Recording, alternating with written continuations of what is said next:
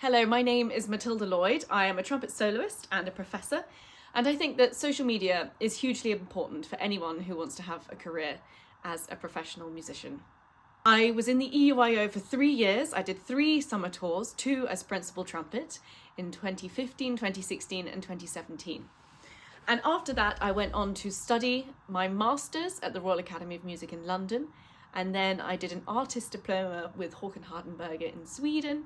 And then after that, went on to pursue a solo career.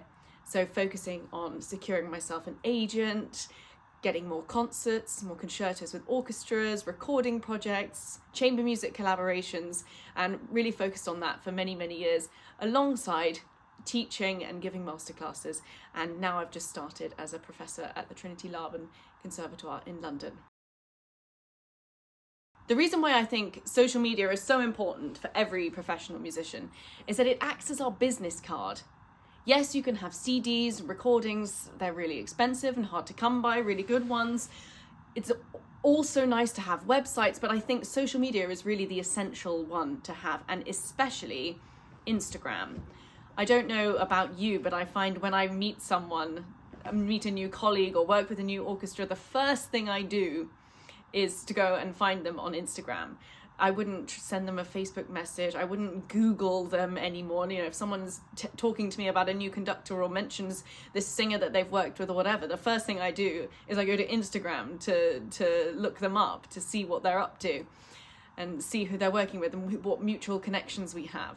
So I think in that sense, Instagram is the absolute essential social media platform to have, and others can be nice to have depending on your different goals and your different targets with social media.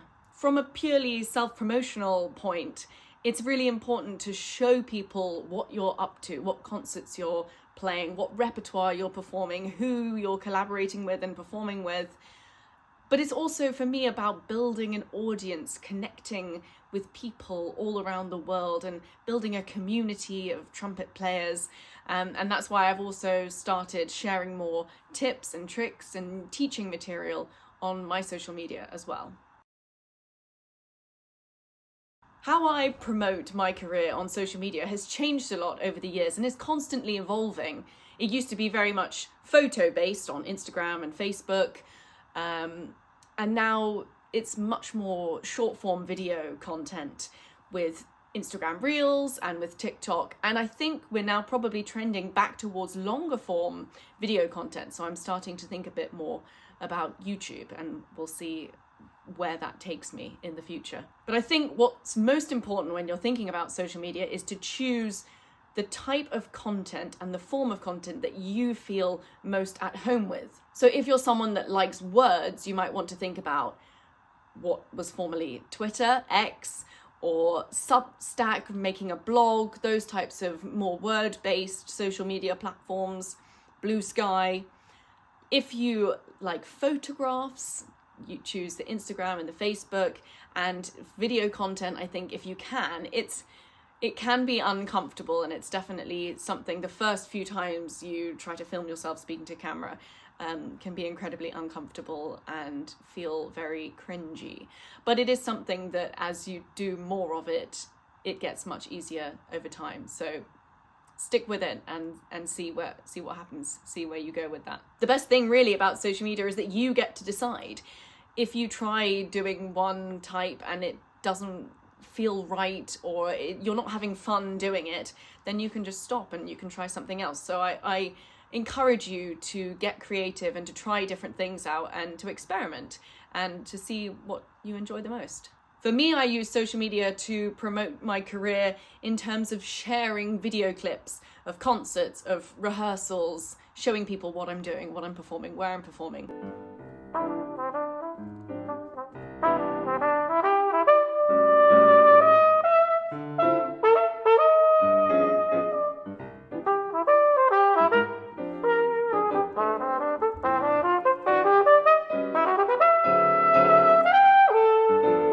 And then also taking people into the behind the scenes, practice clips, come on a crazy day of traveling and concerts with me type videos, to show people what life is really like as a soloist and as a classical musician.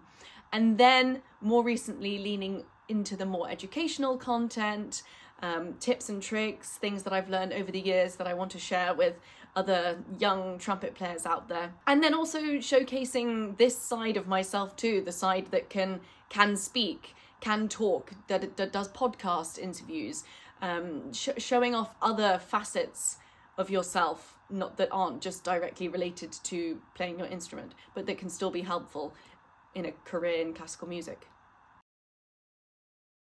In terms of finding the time to do social media amongst everything else, it can be difficult, and it's definitely a learning curve, and definitely something that I'm still trying to figure out the balance. Of course, concerts and practice and all the emails and admin and everything that we have to do, that has to come first. But now that I feel that social media is so important, it is definitely something that I'm trying to prioritize more. And for me, it's important to be in the flow of creating content. The first thing I would recommend you start with is just to document what you're doing. Every day when you're practicing, maybe try to film one short video, one short practice tip. When you're in rehearsals with collaborators, maybe at the end of a rehearsal, set aside 10 to 15 minutes of time and just choose a couple of short clips that you're going to record to share on social media. And then I try to maybe once or twice a month sit down and batch create a bunch of content. So I'll set my tripod up and make sure I've got a decent background and decent lighting, and then film a couple of videos, practice tips, teaching tips or whatever, go and change outfits, do my hair a bit differently or whatever, and just take like an hour to sit down and create 8 to 10 videos that then I can post when I'm on the road. Then that makes things a bit easier. And in terms of creating a content calendar, I would highly recommend using the scheduling features. Instagram now has a schedule post feature inside the more options, the 3 dots at the bottom of making any kind of post. The more options you can schedule it. And you can also do the same on TikTok. If you download the TikTok Studio app, you can schedule your TikTok posts in there as well. And I find this invaluable because if I know I have a really crazy week coming up next week, I can schedule my posts in advance, and then I don't have to think about it and I don't have to worry about it. And you can still add stories and add other posts spontaneously when you want to. Also, if you're in a different time zone, it can be really helpful to use those scheduling tools. I think they're invaluable and highly recommend using those. 2 specific things that I've been thinking about recently. One is promoting an album, a recording project, in terms of trying to show people that this is what I've been up to and encourage people to stream and to download and to listen, but without seeming too pushy and sort of like ramming it down people's throats. So with my new album, I tried to think about all the different types of content that I could create so that it looked different. So I had someone come to film some of the recording sessions, so you kind of get the behind the scenes of what it's like in the recording session. I made some professional video, like music video style, where I'm playing along to the track, so that we've got these like beautiful videos in a church synced up to the professionally recorded audio from the record label. And then I've got, sort of bloopers of the CD sessions. I've got live concert clips, live rehearsal clips of performing those pieces in concerts in different venues, interviews with some of the different composers because there were commissions, and really just trying to think about having different content that appeals to different people and looks different, so you don't just have loads and loads of posts that look the same and that are just of the CD album cover and that feel super promotional. And then the other thing I've been thinking about a lot is how to build an audience and encourage that audience to come to concerts. So trying to build my concerts up to be events.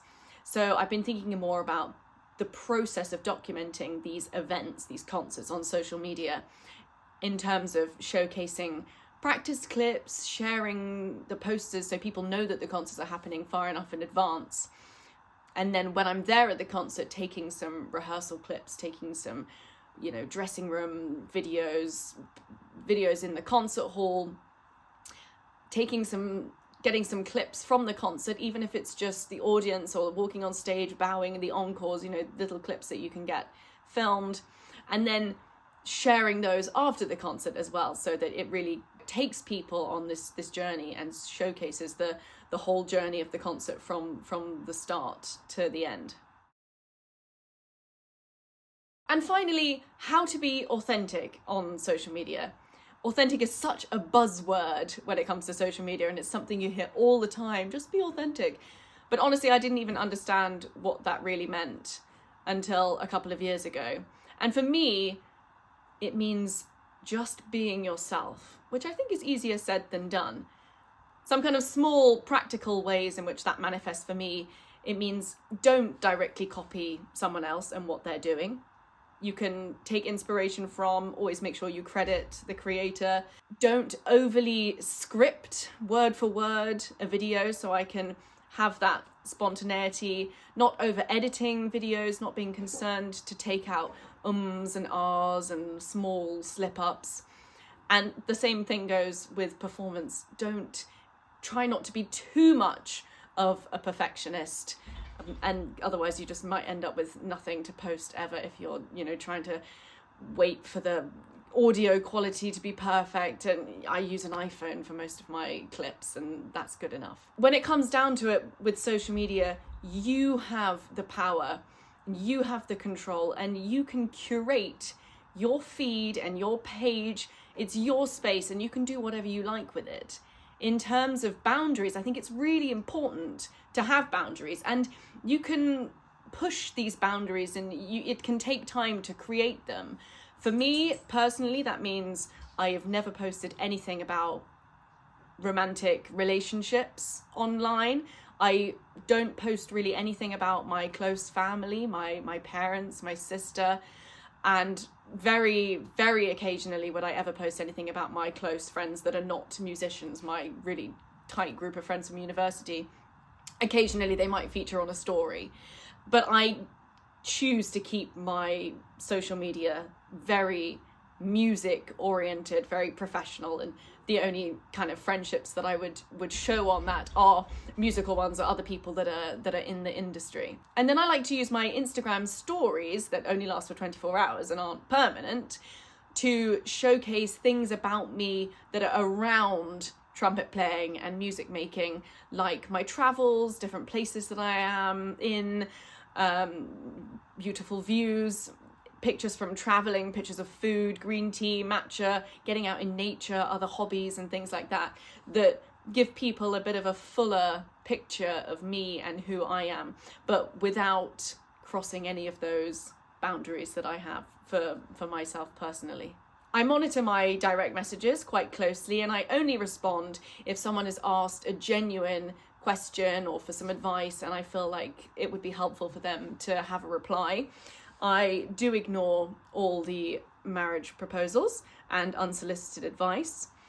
And I was actually speaking with a colleague the other day, and they were saying that they delete any comments that are hateful. And I think that's a really nice idea, because it is your space for you to curate it as you see fit. And it's really important to delete any language that is offensive and that bothers you, and to block people who can harass you, because it can happen. It's the dark side of using social media and putting yourself out there. But to end on a positive note with social media, you are in charge. Everyone's boundaries are different, so it's up to you to figure out where you draw the line, and this can change over time. Experiment with it, try different things, and see what feels good, see what doesn't feel good. Have fun with social media and with creating content. It can be a really nice creative outlet that's different from performing on stage or creating music. So try it out, have fun with it, and I wish you every success. And if you'd like to connect with me, and you can DM me to ask me any further questions about this, you can find me at Matilda Lloyd Trumpet on Instagram, Facebook, and TikTok. My top tips to get started with social media, if you have no social media that you use professionally, my number one tip is to start.